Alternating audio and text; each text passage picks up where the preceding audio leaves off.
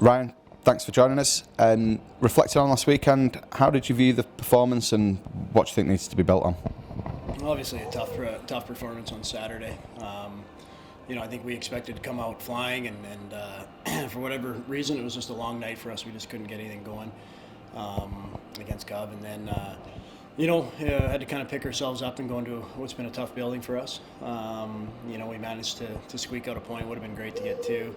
You go into a shootout, it's anybody's game. So, kind of trying to take the positives. Obviously, we had a long week here and looked at a lot of different things.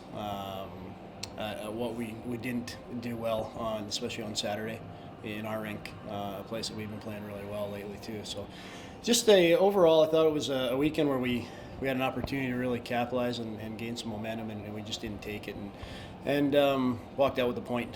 And now we just get the opportunity. Obviously, our schedule now gets pretty deep, but we get an opportunity again to close the gap again on Friday against Nottingham. That's another team that's playing okay hockey, but I think they'd like to get a lot better. So I imagine after their weekend, they're going to want to come out and establish a better game plan and looking for results. So we're kind of getting down to that part of the year now where it's every game's so big. It's kind of where the UK playoffs start. So this weekend we've got a home fixture on Friday night versus Nottingham before we travel to Sheffield on Sunday. How do we approach these games and what are the expectations for the Storm? Well, we approach it one game at a time. Tomorrow night we want to make sure that we come out flying.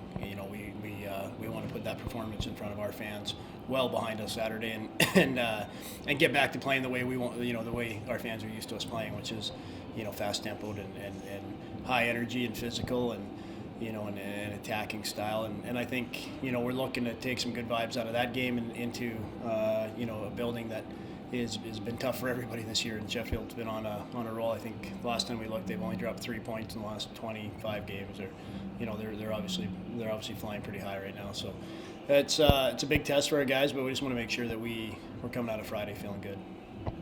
So you mentioned when we were talking about the away game in Coventry, and without wanting to try and just single out one performance in particular, but Jason Perkasha really did stand on his head. He had a very, very good game.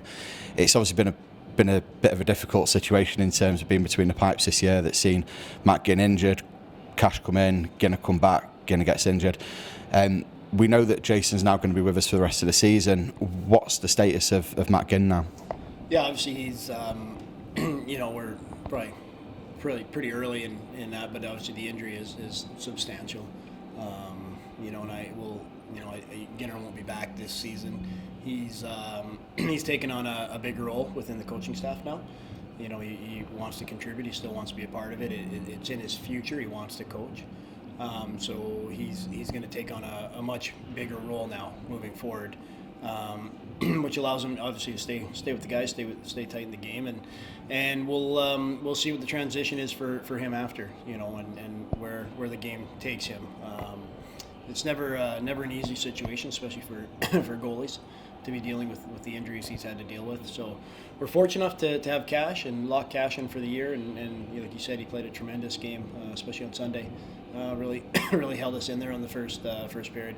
So it's you got to make the best of these situations. Happens all the time in sports, and yeah. So for now, Ginner's main focus now is turning towards the team and helping out behind the bench with Mikey and myself.